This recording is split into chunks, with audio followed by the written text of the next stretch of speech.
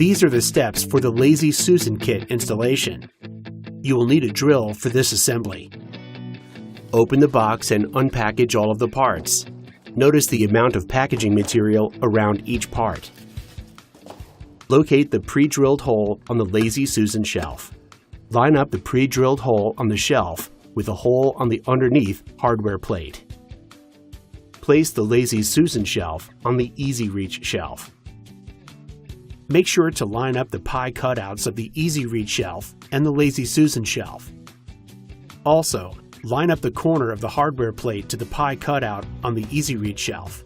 This will ensure that the hole in the plate will line up with the pre-drilled hole on the shelf. With the holes lined up, screw the first hole to the Easy Reach shelf. Spin the shelf to line up the other 3 holes. As you are lining up the holes, screw them down.